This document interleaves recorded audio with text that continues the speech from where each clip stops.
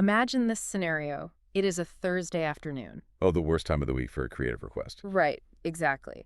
So you have spent the last 4 hours staring at a computer screen. Just burning your retinas out. Yeah, painstakingly resizing the exact same promotional graphic.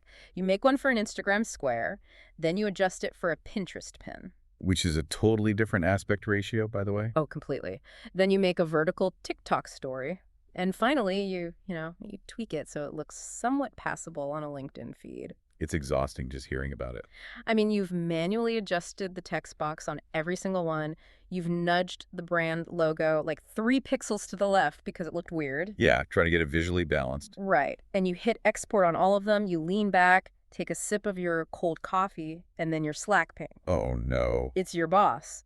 And the message says, hey, slight change of plans. The summer discount code is actually changing from 20% to 25%. That is literally the sound of a marketer's soul leaving their body. Exactly. I mean, you just want to scream, you want to pull your hair out, or like throw your laptop out the nearest window. Because it's never just a quick fix. No. To fix that one tiny 2-character number, you don't just change it once. You have to open up 5 different design files. Assuming you can even find them. Right, assuming you know where they are. Yeah. You have to find the exact text layer, change the number, and then realign the surrounding text so the kerning doesn't look weird. And then re-export all 5 times. Yeah, re-export, rename the files, upload them again. It is just an incredibly agonizing, soul-crushing way to work. It really is. So today, we are completely dismantling that digital sweatshop. Our mission for this deep dive is to rescue you from that exhausting, never-ending hamster wheel of social media graphic design. Which I think a lot of people listening are currently stuck on. Oh, absolutely. So we are digging into a massive, really eye-opening guide from the Whoop Social blog. It's written by their chief marketing officer, Frank Heidenreich. And he has some serious credentials to back this up. Yeah, he has over 14 years of experience scaling organic social for, I think it was more than 230 companies. Across 14 different countries, yeah. Right. So he knows what he's talking about. And the core of his message is that if you are manually designing your social media, you are just doing it completely wrong. It's a really bold claim. But, it is backed up by an incredible amount of operational reality in this text. Yeah, it is. And just to be clear on our scope today, this is an educational deep dive focused entirely on the social media marketing aspects of building what the author calls a visual content factory. Right, so we aren't talking about writing blog posts today. No, we are not talking about the nuances of video editing or long-form copy. We are focusing purely on the visual packaging. Like the graphics, the thumbnails, carousels, that sort of thing. Exactly. The pins, the story slides, and how you manage, scale, and automate that visual presence without burning your team out in the process. Okay, let's unpack this. Because usually when people approach you and try to sell you on like social media automation, they are almost exclusively talking about scheduling. Right, like a calendar app. Yeah. They're selling you a dashboard that automatically publishes your pre-made post at, 9:00 a.m. on a Tuesday. Which is helpful, but it's not the real problem. Exactly. If you actually sit down with a social media manager, scheduling is the easy part. Hitting publish takes 3 seconds.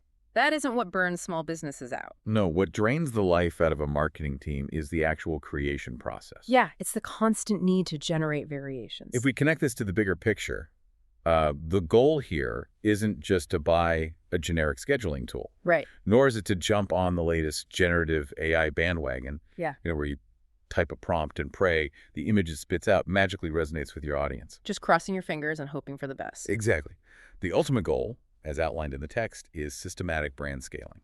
Okay, so what does that actually look like? It is about architecting a highly structured environment where one single, clean input from a human yields multiple, perfectly on-brand, platform-specific outputs. And doing all of that automatically. Yes, doing it with near-zero active design. Near zero active designing. I mean, that phrase alone is going to sound like absolute magic to anyone listening right now. It sounds impossible, but it's very real. But before we can actually build this magical factory, we really need to understand the fundamental flaws in how almost everyone currently operates. We have to look at the mess first. Right. The author calls the current state of the industry creative anarchy, and he heavily critiques what he calls the assembly line fallacy. Yes, the assembly line fallacy is a massive trap. and almost every small business falls into it. How so? Well, the traditional advice you hear everywhere is highly oversimplified. It's like, create a post, schedule the post, move to the next one, rinse and repeat. Sounds easy on paper. Right. It treats the actual visual creation like a magical black box. Yeah. It assumes that creating is just this frictionless step that happens instantly. When in reality, it's anything but frictionless. Exactly. Inside that black box, there is a very stressed human being doing incredibly repetitive, low-value manual labor. Yeah, they are matching hex codes. They are double-checking if a font weight is correct. They are meticulously rewriting text overlays so they fit inside a colored box. It's not an assembly line at all. It's like artisan craftsmanship applied to disposable digital content.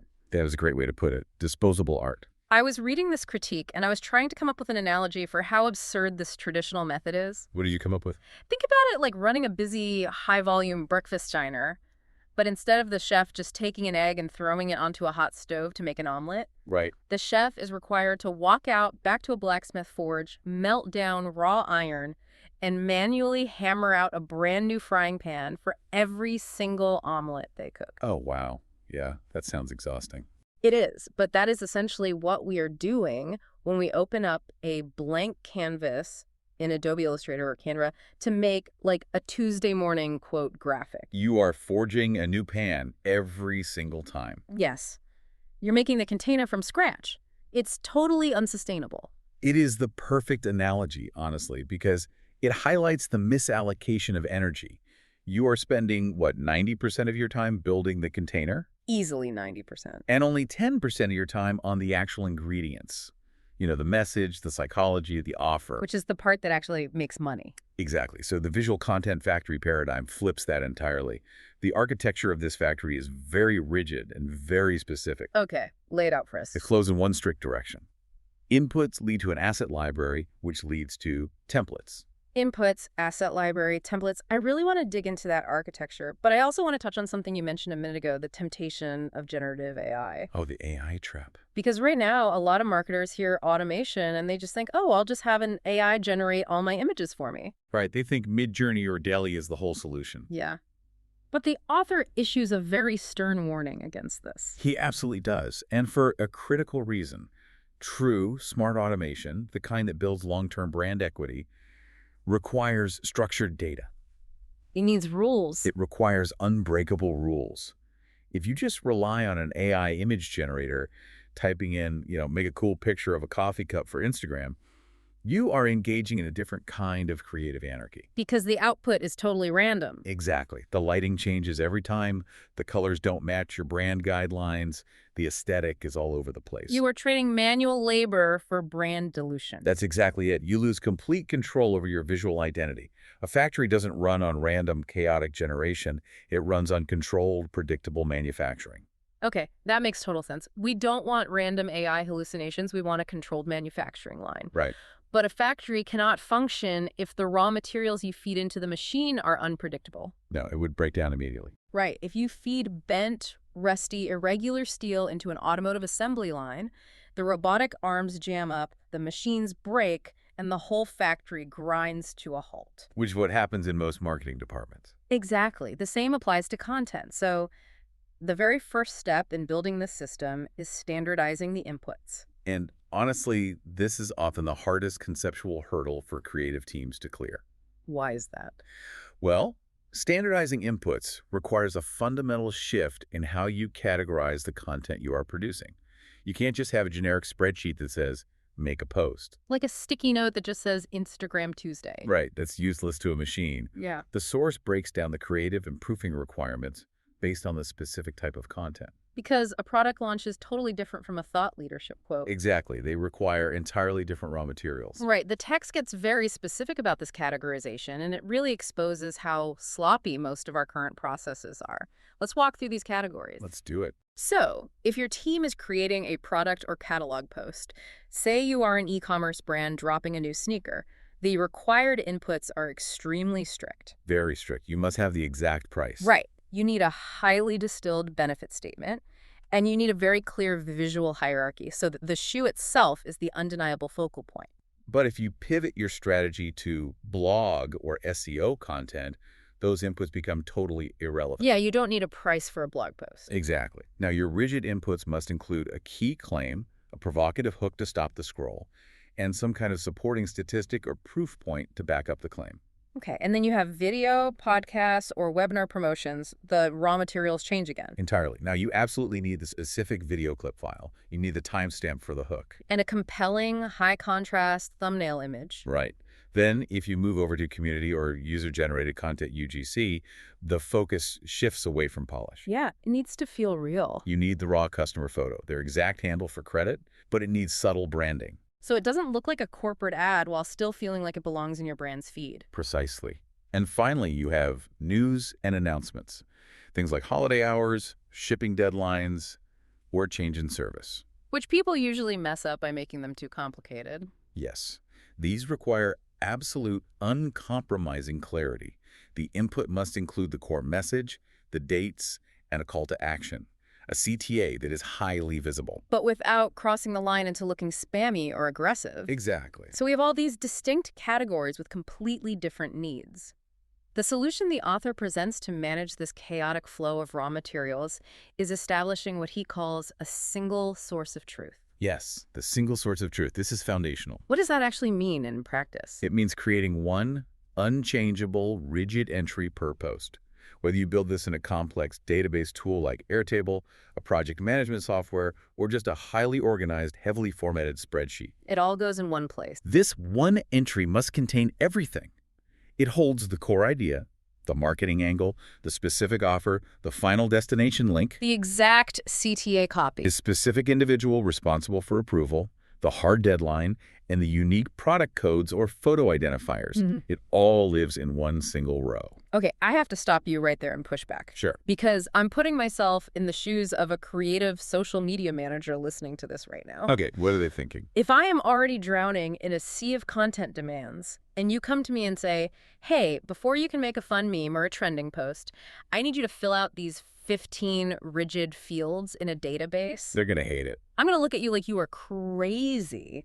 Isn't this just adding a massive layer of bureaucratic busy work to a marketer's plate? It definitely feels that way at first. I mean, marketing is supposed to be reactive. Yep. If a trend blows up on TikTok at 10 a.m. and I have to fill out a structured database entry before my team can capitalize on it, haven't I just killed the virality? It's a totally valid fear. How does a factory handle real-time culture? So that is the most common resistance to systematizing creative work. But that pushback misses the hidden reality of how teams actually bleed time. Okay, explain that. The author offers a brilliant counterintuitive insight here. The biggest, most expensive unseen task in any marketing team isn't the designing itself. It isn't. No. It is clarifying. Clarifying, like just answering questions. Exactly. Think about the reality of a quote-unquote quick reactive post. Let's walk through it. Okay, paint the picture. A marketing manager has an idea for a summer sale post and drops a quick message in Slack. Hey team, let's get a post up for the new summer discount. I've sent that exact message. Right, and it feels fast to the manager. You hit enter, boom, delegated. But what happens next? The team has to actually make it. The designer sees the message an hour later and has to ask, okay, what's the actual discount code? Oh, right. The manager replies, summer 20. The designer starts working, then stops and asks, wait, is this for the whole store or just the new swimwear line? And the manager is probably in a meeting by then. Exactly, so they don't reply for 2 hours. Then the copywriter chimes in on the thread. Are we sending them to the home page or a dedicated landing page? And the thread just keeps growing. The back and forth communication, the context switching, the endless Slack threads to clarify an incomplete thought that wastes exponentially more time than spending 3 minutes filling out a structured form up front. Oh, wow. When you frame it like that, it hits incredibly close to home, the endless thread of doom. We've all been trapped in it. Hey, did the client approve the blue background or the green background? Hey, does this promo code expire on Friday at midnight or Sunday at midnight? You are so right. The initial request was fast, but the execution was agonizingly slow. Because the raw materials were incomplete. Precisely. The author's argument is that standardizing your inputs upfront eliminates that friction entirely.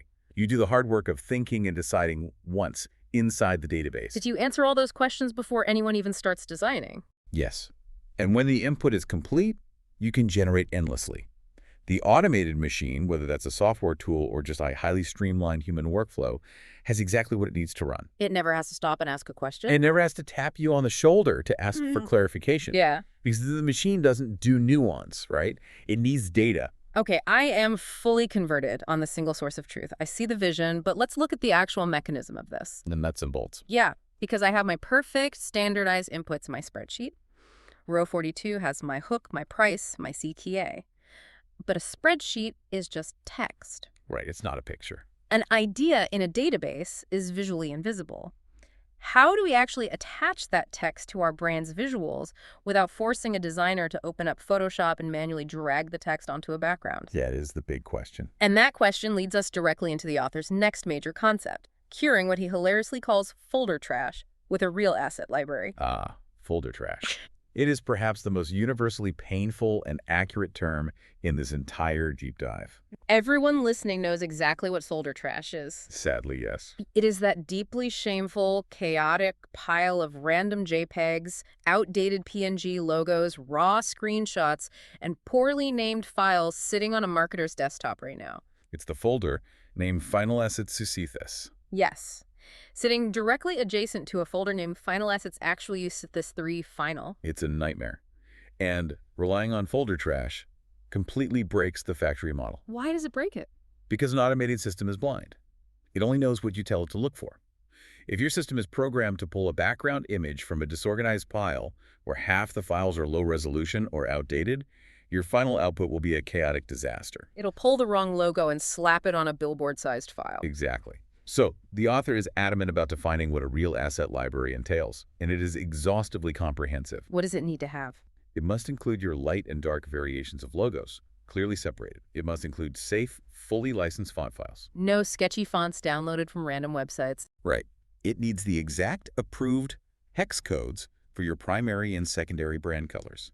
It requires unified icon sets, approved background textures, and a very strictly defined brand-matching style guide for any stock imagery you integrate. And he doesn't just suggest this, he gives a very hard metric to test if your library is actually functional. It's called the 10-second rule. The 10-second rule is ruthless, but it is necessary. What's the benchmark? The benchmark is this. If you, or better yet, a brand new part-time contractor who just logged in for their very first day. Someone with no institutional knowledge. Right. If they cannot locate the correct approved executive headshot and the exact approved background texture in under 10 seconds, you do not have a functional library. You have a digital junk drawer. Under 10 seconds. I mean, I know teams where it takes 10 minutes just to find the password to the shared drive, let alone the actual file. It requires an intense, almost fanatical level of discipline to maintain. But the payoff the author presents is absolutely staggering. He cites research from Deloitte Digital that looked specifically at generative AI and automation in content marketing. The data there is incredible. The specific data point they highlight is that users of these structured systems reported saving an average of 11.4 hours per week. Let's really pause and contextualize that number. 11.4 hours per week. That is more than a quarter of a standard work week. It's insane. That is an entire standard workday plus half of another day completely recovered. Every single week. And this isn't saved by cutting corners on quality either. No, it's saved simply by having systems in place that apply your logo, colors, and style instantly and consistently. It mathematically proves that organizing your assets isn't just about making your desktop look tidy. It's about reclaiming a massive portion of your company's operational capacity. Exactly. Just think about that for a second. If you are the person listening to this, what would you do with an extra 11 hours a week? You could do so much. You could actually sit down and look at your analytics. You could analyze your competitors' strategies. You could build a totally new campaign. Or, you could actually take a full lunch break away from your keyboard for once. Imagine that. So we have the clean, standardized text inputs in our database. We have the pristine 10-second asset library full of approved visuals. How do we smash them together? This is where the actual manufacturing happens. Template ops and the power of controlled variables. This represents the massive paradigm shift we talked about at the beginning, right? Yes, you are officially no longer designing standalone artwork. You are shifting your entire mindset to a template-driven process. I really want to explain the actual mechanism of this because it sounds like magic until you understand how the plumbing works. How does structured data mapping actually function? Okay, think of it like building invisible wires between your spreadsheet and your graphic design canvas. Invisible wires. Yeah. Okay. Let's say you have a template for an Instagram Square post.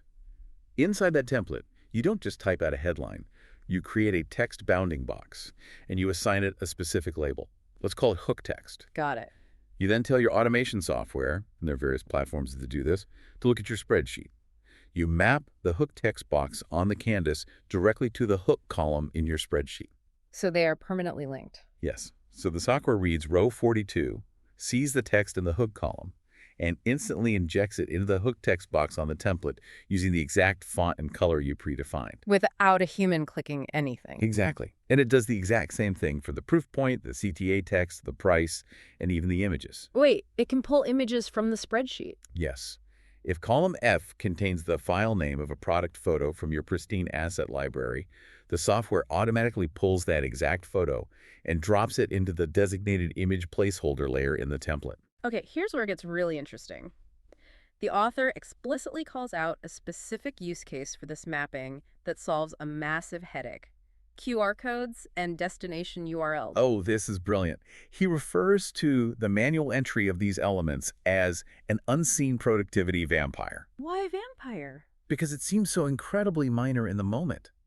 A designer thinks, oh, it only takes me 5 seconds to copy the link from the brief and paste it into the QR code generator and then paste the QR code onto the graphic. Right, 5 seconds is nothing. But when you are dealing with volume, say, generating 100 posts for a month-long campaign, copy-pasting inevitably, mathematically leads to human error. It's guaranteed. Your hand slips on the keyboard, an extra space gets added at the end of the URL, or a character gets accidentally deleted. And you don't even notice. Suddenly, you have published 50 beautifully designed posts, and the link is completely broken. You're sending traffic to a 404 error page. Which means all that work was for nothing. Exactly. By mapping the URL field in your spreadsheet directly to a dynamic QR code generator plugin within your template software, the machine reads the raw data and generates the code automatically. So you eliminate the risk of human copy-paste error entirely? It's completely idiot-proof. You fix the link in the database, and the graphic fixes itself. That is incredible. Okay. But I can already hear the objections from the creatives in the audience. I'm sure. If everything is mapped to these rigid templates, doesn't all your marketing start to look exactly the same? Doesn't this just completely kill creativity? That's a very common fear.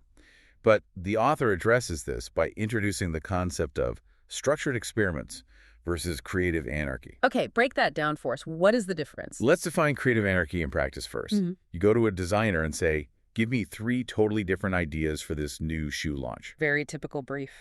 The designer spends 2 days and comes back with 3 wildly different concepts. One is a minimalist layout with a white background and a bold serif font. The second is a chaotic grunge-style layout with neon colors and a sans serif font. The third is a lifestyle photo with almost no text. You run all 3 as ads. Right. Let's say the neon grunge one performs incredibly well. Do you have any idea why it performed well? Honestly, Ah, no, you don't. Was it the neon green color that stopped the scroll? Was it the specific phrasing of the headline? Was it because it didn't look like a typical ad? You have no idea. You're just guessing. exactly. You are guessing.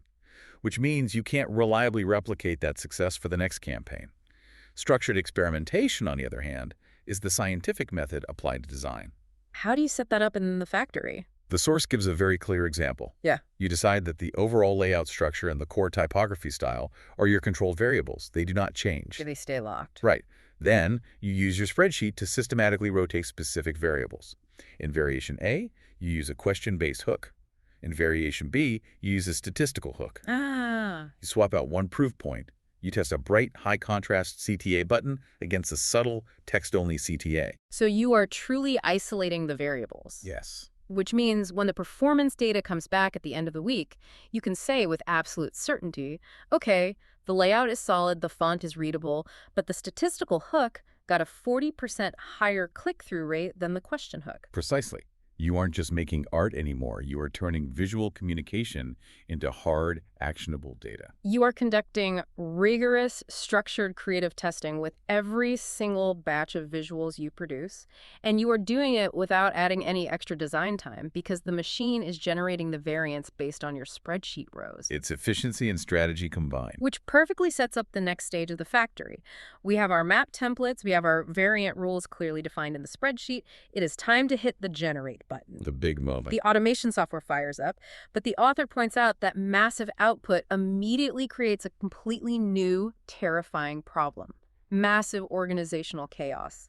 Oh, absolutely. Because if you are generating systematic variations across multiple platforms, the volume of files multiplies exponentially in a matter of seconds. It's an explosion of files. From one single row in your spreadsheet, one input idea, the system might simultaneously generate a square feed post for Instagram, a 9:16 vertical story for TikTok, a text-heavy carousel slide for LinkedIn, a highly visual pin for Pinterest, and a 16:9 thumbnail for YouTube. That's 5 files instantly. And if you have variants, 50 to 100 files can be created instantly, all of them dynamically resizing the elements to respect the safe zones and user interface realities of their respective platforms. And think about what that requires from the template's internal logic, because the text points out a crucial, brilliant mechanical detail that makes this possible.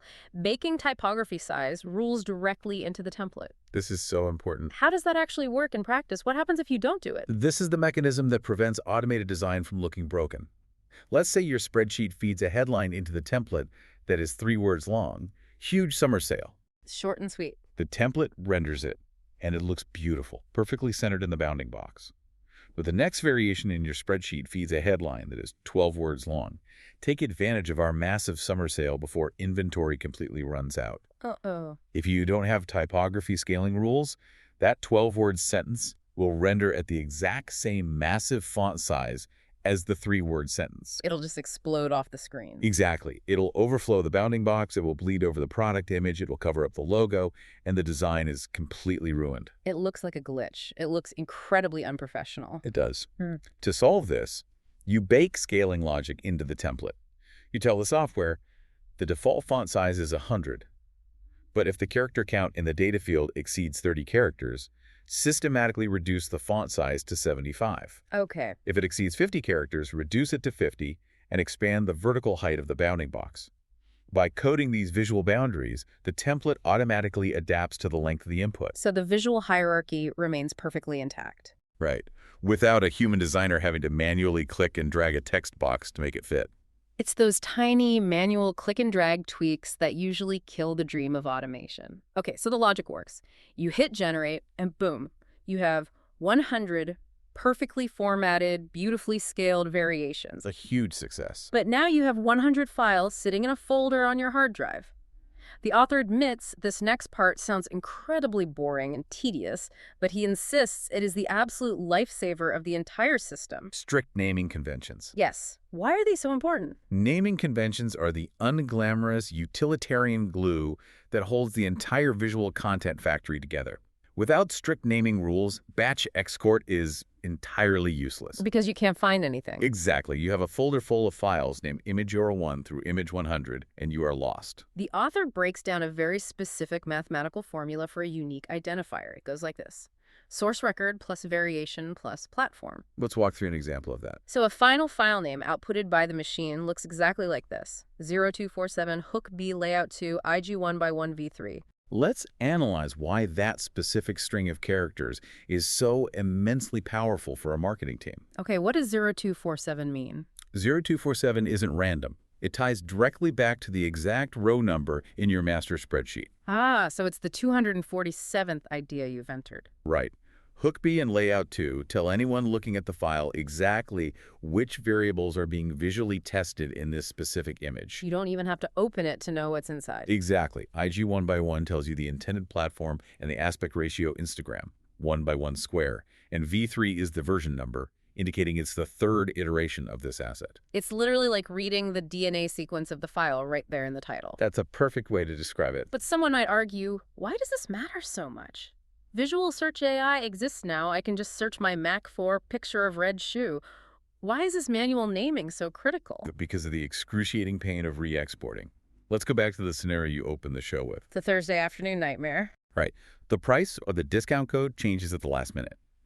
The text notes that small teams waste hours every single week just trying to execute simple updates because they literally cannot identify the right file. Because they're all named Final Image Red Shoe. Yes.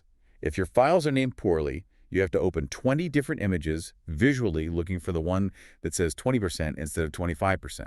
It's a nightmare. So how does the naming convention solve this? With the strict naming convention, when the boss says update the IG Square post for the summer sale, you look at your spreadsheet.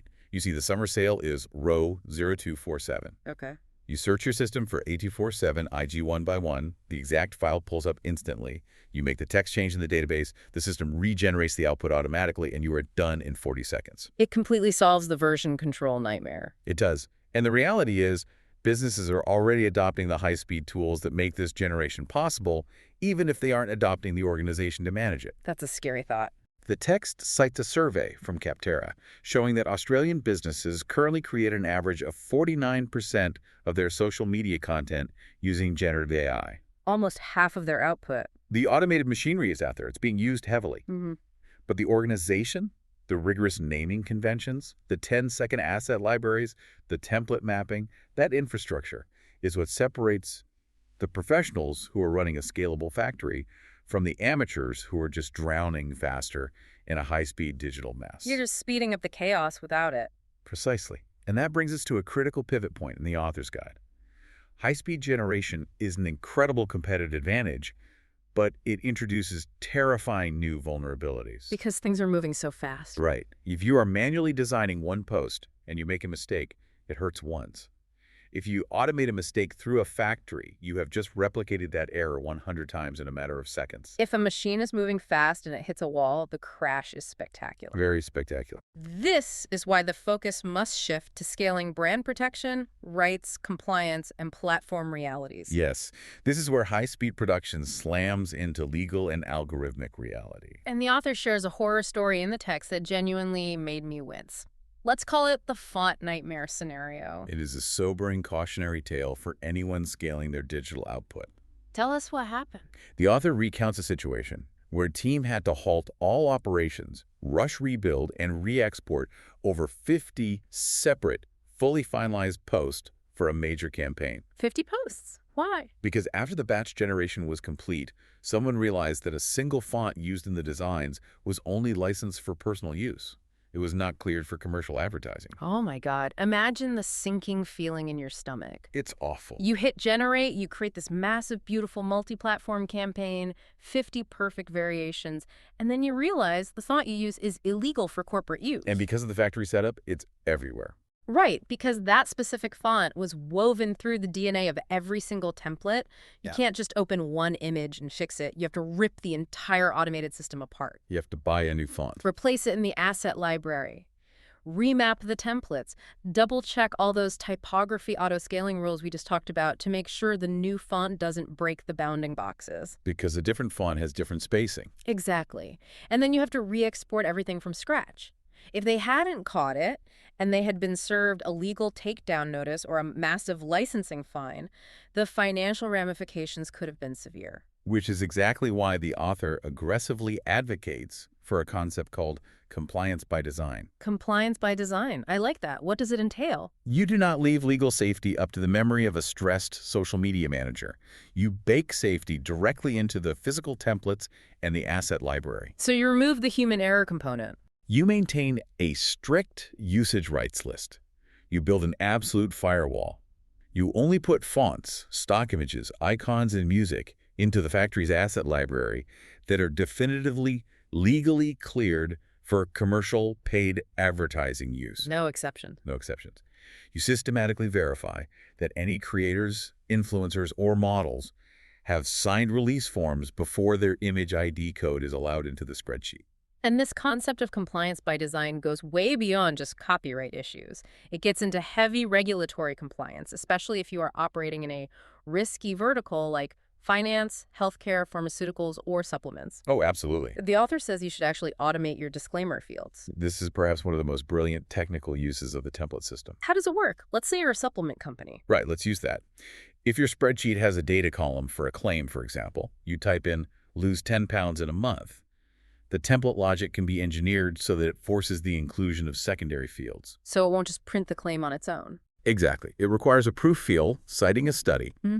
and it requires a qualifier box, like a legally required asterisk, leading to a lengthy disclaimer at the bottom of the graphic. So what happens if a marketer forgets? The system is set up so that if the marketer fills out the claim column but forgets to fill out the qualifier column, the template simply will not render. It throws an error. Wow. You are literally engineering regulatory compliance into the daily workflow. You prevent your creative team from accidentally publishing unregulated or illegal medical claims because the automated system physically will not allow the graphic to be exported without the necessary legal context attached. I love that. Human memory doesn't scale. You take the burden of remembering legal disclaimers off the human and put it on the machine. That is bulletproof marketing. It really is. But it's not just legal constraints you have to worry about. There are also physical, platform-specific constraints. The text spends time discussing the physical UI limits, the user interface limits of social media apps. Yes, and this is where a beautifully designed graphic can completely fail if the automation isn't tailored to this specific platform. Because every app is different. Every single app, TikTok, Instagram Reels, YouTube Shorts, LinkedIn, has interface elements that permanently overlay the image or video on the user's screen. Think of the heart button, the comment bubble, the share arrow. The creator's profile picture or the scrolling caption text at the bottom. These elements occupy physical real estate on the screen. We have all experienced this as users. You are watching a TikTok, and the creator put a really important block of text right behind the column of buttons on the right side. It's the worst. You are squinting, trying to read what the text says between the heart icon and the comment icon, and you end up just accidentally liking the video while trying to read it. It is an incredibly frustrating user experience. Exactly. So your automated templates must have hard text buffers built into their design. Hard text buffers. You define danger zones on the canvas, where the automation software is forbidden from placing text or crucial visual elements, ensuring they never clash with the platform's UI. So the text just automatically avoids those areas. Right. Furthermore, the templates must account for maximum character counts on mobile captions, so a crucial sentence doesn't get truncated mid-thought by a read more button. And crucially, you must enforce minimum font sizes for thumbnails. What's fascinating here is how counterintuitive that feels to a designer. Because of how they work, right? Yes. A designer typically works on a massive, beautiful, color-calibrated 27-inch desktop monitor. Everything looks legible and stunning at that size. Of course it does. It's huge. But designing for the smallest possible delivery means you must ensure your core headline and your primary visual are instantly legible when viewed as a tiny, highly compressed thumbnail. On a cracked mobile phone screen. On a sunny day. Right. If the design works at that microscopic, degraded scale, it will easily survive scaling up to a desktop monitor or a TV screen. But if you design it optimized for the massive desktop monitor, it will likely be an unreadable blur on a mobile feed. The core message absolutely has to survive the medium. Okay, so let's take stock. We have built the factory. We have standardized our inputs in a single source of truth. We have a pristine asset library. We've mapped our templates. We are generating batches of named, sorted variations. We've bulletproofed the templates legally with disclaimers, and we've optimized the layouts for the algorithms and UI buffers. The factory is humming. But all this intense talk of automated machinery naturally raises a massive looming question about the human element. Where do people fit in? Right.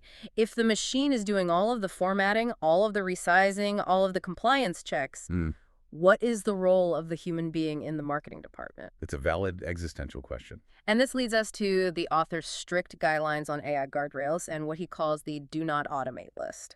The overarching philosophy the author establishes here is vital for maintaining a brand's soul. AI is a powerful assistant, but it is never the manager. Assistant, not manager. Got it. It handles the heavy execution, but it does not handle strategy, and it certainly does not handle empathy. The statistics provided in the text reinforce just how deeply integrated this digital assistance has already become in our daily workflows. Oh, the adoption rates are wild. The Adobe MX survey notes that an overwhelming 86% of creative professionals actively use creative generative AI tools in their process. 86%. And Deloitte's research found that 25% of Gen Z and millennials use generative AI specifically for creating text. The usage is ubiquitous. It's not the future, it is the current reality. But the author is very clear about applying this AI strictly within defined guardrails. You don't just let the AI run wild, you use it surgically. Give us some examples of surgical use. You use AI to look at your spreadsheet and suggest headline length reductions so the text fits the template's bounding box perfectly. You use AI vision tools to instantly remove the messy background from a batch of 100 product photos in your asset library. Which used to take days of pen tool work in Photoshop. Exactly. You use it for auto-resizing canvas dimensions. You let the machine do the exhausting heavy lifting of file size compression, bulk renaming, and watermarking. So you give the machine the tedious labor. Yes. But you strictly enforce a policy of low-touch approvals. What does that mean? A human being, a sentient person with an understanding of context and culture, must oversee the final messaging, the campaign costs, and the overall brand identity. So the machine suggests, but the human approves. Right. The machine might instantly generate the image and format the text, but a human must confirm that the combination of that image and that text actually represents the brand's intended voice and intent before it goes live. And this leads to what I personally think is the most important non-negotiable rule in the entire document, the strict do not automate list. The author is incredibly firm on this. Very fun. There are certain categories of communication that must never, ever go through the automated factory pipeline. Like what? Sensitive company announcements, crisis communications, nuanced, complex community replies to angry or confused customers. These are absolute hard off-limits for automation. Okay, but let me play devil's advocate for a second. Go for it. AI is getting incredibly advanced. Large language models can mimic empathy pretty convincingly now.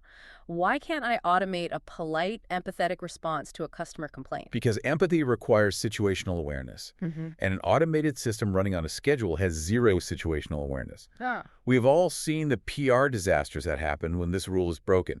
Imagine a brand has a cheerful, fully automated post scheduled 3 weeks in advance. Okay, setting the scene. The post asks, "What's your favorite explosive weekend activity for us?" And it automatically publishes 10 minutes after a major tragic news event breaks internationally. Oh no, that is awful. The post looks incredibly tone-deaf, callous, and deeply out of touch. It can cause massive reputational damage in minutes. It is the ultimate nightmare. People will think you're mocking the tragedy. The author's rule of thumb here is brilliant in its simplicity. If a specific post has the potential to be misinterpreted without tone, without exact timing, or without situational awareness of current events, A human has to be at the wheel. yes, a human being must write it, review it, and post it natively in real time. Empathy and cultural context simply cannot be batched in a spreadsheet 3 weeks in advance. Expediency and scale can never, ever trump situational awareness. That is a phenomenal rule to live by. Expediency can never trump situational awareness. It's the golden rule of automation. All right, we are rounding the corner into the final, most advanced phase of the guide. We have a safe, efficient, legally compliant, high-output factory. We aren't making tone-deaf mistakes. But right now, the factory is static. Right, we are just making the exact same kind of content, just doing it much faster. How does this factory learn? How does the marketing actually get demonstrably better over time? To understand the optimization loop, we have to look closely at how we are actually interacting with the social media platforms themselves. You mean the algorithms? Yes, the algorithms. The author stresses that the ultimate goal of automation is to give you the bandwidth to work with the algorithms, rather than constantly fighting against them. And if there is one thing every social media algorithm on Earth rewards above all else, it is consistency. But we aren't just talking about the old advice of posting every day at 2 p.m. It goes way deeper than that, doesn't it? Way deeper. It's consistency of cadence, yes, and also consistency of messaging, of visual format, of quality. And because our visual content factory is generating highly structured, platform-specific content drawn from a single, unified data source, we are feeding the algorithm exactly what it craves. Native, highly formatted, visually consistent, predictable content. But the true magic happens when we transition from just feeding the algorithmic beast to actually studying it. This is where the factory evolves into a true creative testing engine. Earlier, we discussed setting up structured experiments with our templates. Now, we have to talk about how we measure those experiments at scale. Okay, how do we measure it without drowning in numbers? The key mechanism here is attribute tagging. Right, because we implemented those boring, tedious naming conventions earlier. We know exactly what variables are inside every single file we generated. The DNA string in the file name. Exactly. We tag the data in our analytics platform based on the file names. We tag the hook type, the layout style, the primary color, the CTA type. We aren't looking at a post and guessing why it worked. No. We know mathematically that this specific image used question hook A and high contrast CTA B. And this is where you start to see the matrix. Over time, let's say over a 3-month testing period, you analyze your performance data cross-referenced against those specific tags. And what are you looking for? You might run the numbers and discover a fascinating psychological insight. You might find that hook A, the provocative question, is absolutely incredible at stopping the scroll. Your top-of-funnel engagement rate spikes massively whenever it's used. Okay, so hook A is the winner for getting attention. However, you also notice that CTAB, the subtle text link, is terrible at conversion. But CTAC, the bright red button, actually drives the highest click-through rate to your website. And the author notes that he has witnessed tiny, resource-strapped teams derive massive revenue-shifting wins just from realizing and combining those specific data-backed psychological triggers. You pair the scroll-stopping hook A with the high-converting CTAC. You have turned a qualitative, gut-feeling guessing game into hard quantitative science. This specific evolutionary process is what the author defines as compounding strength. It is the ultimate, highest-level goal of building the visual content factory. Compounding strength, that sounds powerful. When you automate a business process, you basically have two choices. You can either automate a static process, which simply means you do the exact same mediocre things you've always done, just at a faster speed. Which is what most people do. Or you can automate an evolutionary process, where the system actually learns and improves over time. Let's walk through what compounding strength looks like in reality.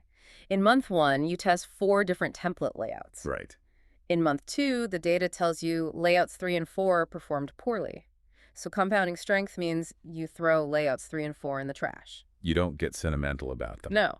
The winning templates, layouts 1 and 2, the layouts and hooks that consistently met your KPIs, they become the new default baseline settings for the entire factory moving into the next batch. And the losing templates are discarded, or they are pushed back into the variant testing pool to be aggressively tweaked and retested against the new champions. Exactly. The mathematical compounding effect is incredibly powerful. Month over month, quarter over quarter, your template library isn't just a digital graveyard of old, random creative ideas you tried once and forgot about. It becomes a highly curated, battle-tested collection of successful, statistically proven psychological patterns. Your total volume of creation stays incredibly high because the machine is doing the heavy lifting. But the noise, the ineffective, low-performing content drops dramatically out of your feed. That consistent application of proven winners is how organic growth truly accelerates. And as a final note on scaling this power, the text briefly touches on a concept called collaboration at scale. This is great for partnerships. Yeah. If you are a brand doing partnerships or co-marketing with other companies, you can use these locked branded template frames to easily swap out partner logos and brand colors in seconds. You just map the partner's hex code to the background layer in the spreadsheet? You can co-create massive co-branded graphics campaigns in minutes without ever risking your own brand's visual integrity. You extend your reach exponentially into new audiences without adding any additional design time to your team's plate. It is the perfect culmination of the entire system. You have reduced the friction of visual creation so drastically that collaboration, which is traditionally a massive, slow-moving logistical headache involving endless brand guideline reviews, becomes entirely effortless. So what does this all mean? We have covered a massive amount of conceptual and technical ground today. A huge amount. We have thoroughly dismantled the artisan, hand-forged frying pan approach to social media marketing. If we synthesize the entire automated pipeline we've built today, it looks like this. You start by forcing clarity, creating clean, standardized text inputs in a single database that eliminate the need for endless clarifying questions. No more Slack threads of doom. You feed those inputs into locked, heavily mapped templates that pull exclusively from a pristine 10-second asset library, safeguarding your brand's visual identity. No more folder trash. You utilize batch creation software to instantly produce all necessary aspect ratios and variations simultaneously. You enforce strict brand, UI, and legal risk controls within the templates to prevent costly errors. And you keep the AI in check with human approval. And finally, you run a continuous optimization loop, tagging your files and testing variants so that every single monthly batch of content is statistically, mathematically better than the last. Automation, when viewed in this comprehensive context, isn't just a cheap Band-Aid to help a stressed-out social media manager post faster so they can go home on time. It's way more than that. It is a fundamental operating system for scalable growth. It is a complete restructuring of the nature of the work itself. It massively reduces total manual design hours while simultaneously increasing the quality, the consistency, and the strategic value of the output. And this framework applies directly to you, the listener, right now. Whether you are a solo marketer fighting the algorithmic tides entirely alone in your bedroom, or you are a marketing director managing a small team trying to scale up for a national launch. The philosophy holds true. Standardize the thinking once, and then let the machine generate endlessly. Stop doing tedious post-production revisions on standalone pieces of artwork. And for the love of all things holy, stop fighting the folder trash on your desktop. Which brings us to a really fascinating, almost existential endpoint. If you zoom out and look at the trajectory of this technology, It's a little daunting. if we successfully build this visual content factory and we get the automated machinery to handle all the actual visual design, the tedious resizing, the cross-platform formatting, the legal compliance checks, and the variant testing, what happens to the human being? It is the ultimate provocation of the author's guide. If the machine builds the aesthetic, does the traditional role of the social media marketer as we know it disappear entirely? That's a scary thought for a lot of people in the industry right now. We have to ask ourselves, does the marketer of tomorrow stop being a digital artist? Someone who spends their days nudging pixels, matching hex codes, and aligning text boxes in Canva, and instead evolve to become a pure data architect? A data architect. A strategist who only manages the raw inputs, oversees the logic of the spreadsheet, and spends their time analyzing the deep psychological patterns of the human response to the outputs. It is a wild, slightly intimidating thought. You entirely start making the art with your own hands, and you pivot to managing the psychology and the data inputs of the machine that makes the art for you. It is a completely different job description than what most people went to school for. It is different, yes, but an arguably much more powerful, scalable, and strategically valuable one for a business. Absolutely. Well, that is a profound and challenging thought to leave you with today. It is time to take a hard, honest look at your own desktop, your own Slack channels, and your own daily workflow. Ask yourself the hard questions. Are you currently the strategic architect of a highly efficient visual content factory, or are you just a highly stressed artisan curator of a pile of digital folder trash? The choice is yours. We hope this deep dive has given you the exact blueprint and the motivation to start building the factory. Thank you for joining us, and we will catch you on the next one.